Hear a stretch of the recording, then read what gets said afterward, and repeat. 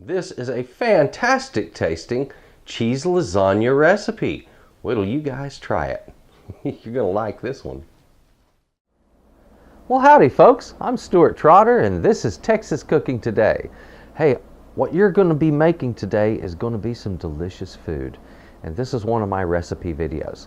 Now, if you get to the end of this and you're wondering how to pull off this, that, or the other, I'll tell you what, there's another show on this very same recipe. It's one of my tutorials. So I'll tell you what, it'll be the next episode after this one. Take a look at that. Those are really full of information. Now guys, thank you for watching. Let's get right into making this.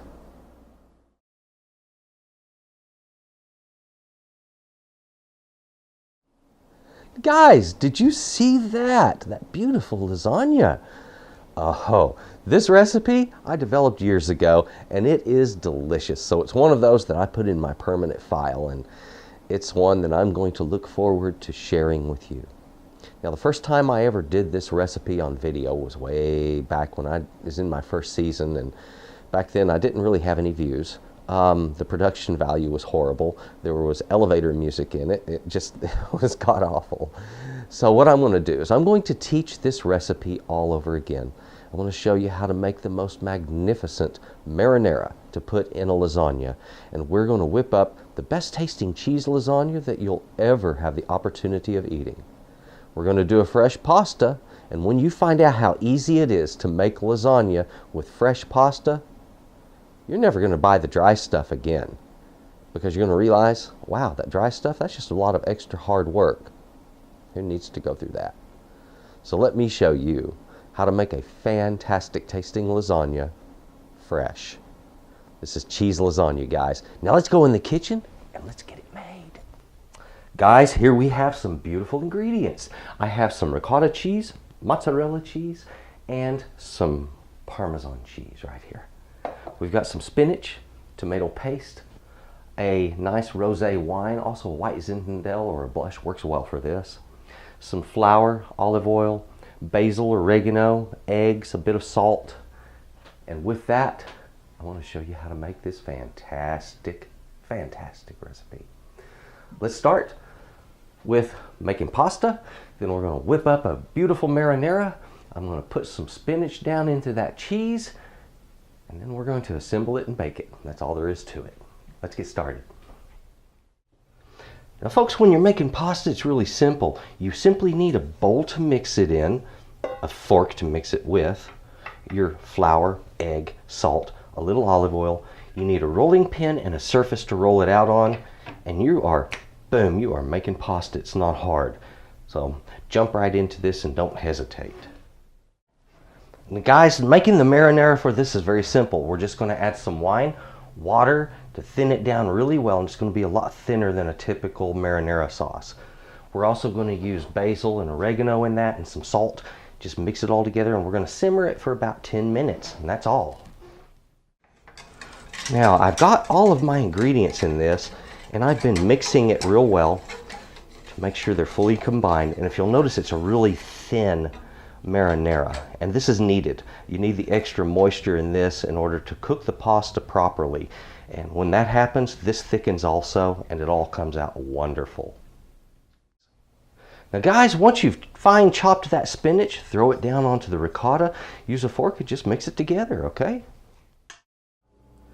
Guys, when your pasta has had at least 30 minutes to rest, and as long as an hour, it's ready to roll out. Now, it's important to do this part because if you don't rest it, it's going to shrink up every time you try to roll it out.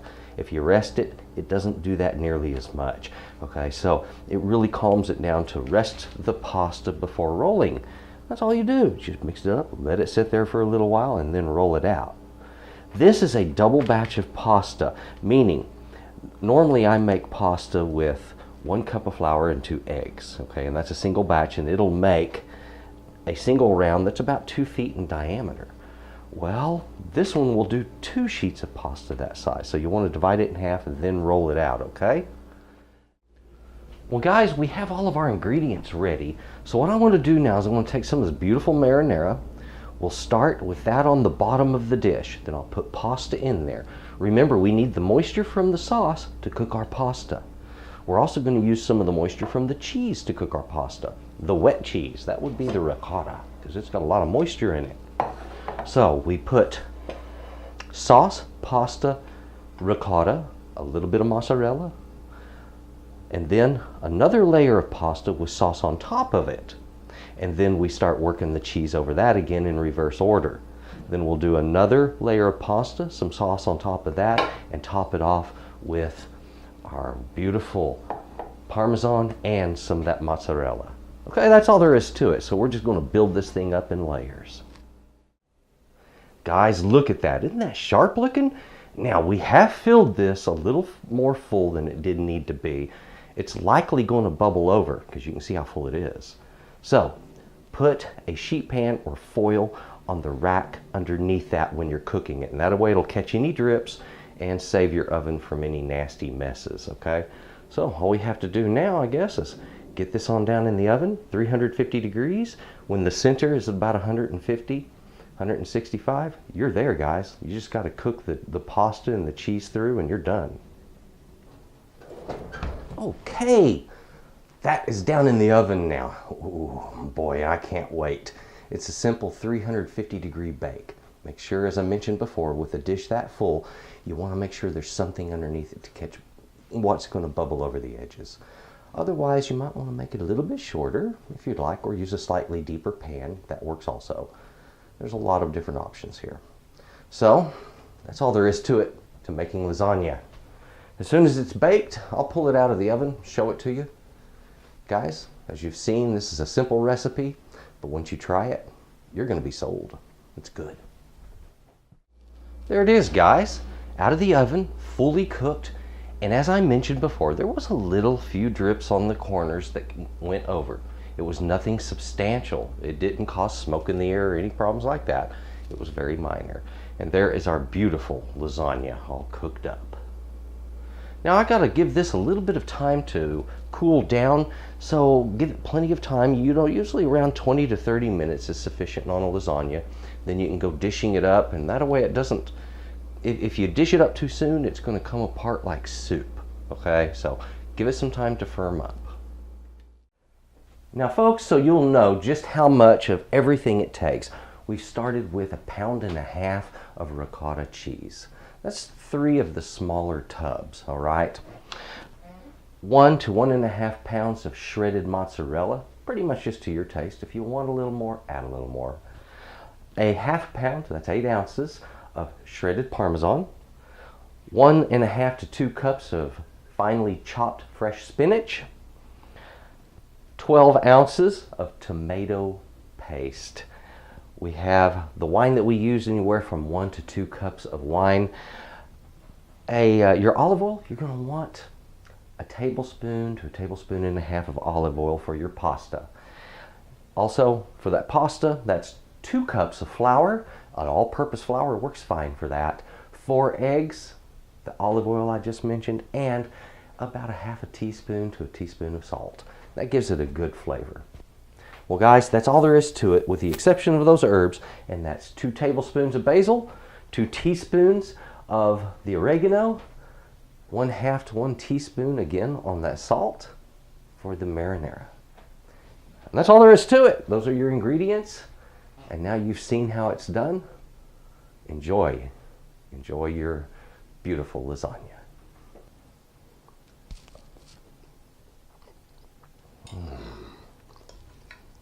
Oh man.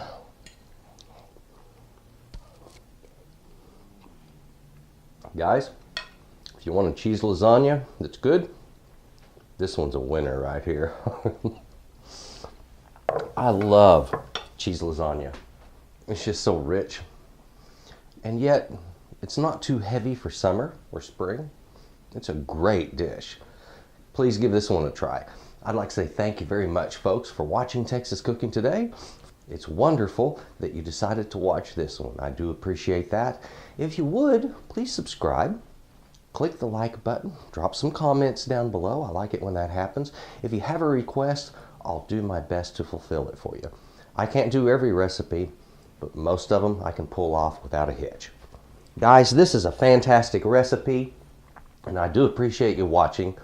If you would, folks, just have a good day, and I'll talk to you on the next time. Well, guys, once again, thank you very much for watching this show, for watching Texas Cooking Today. If you would, please go to my channel, check things out there.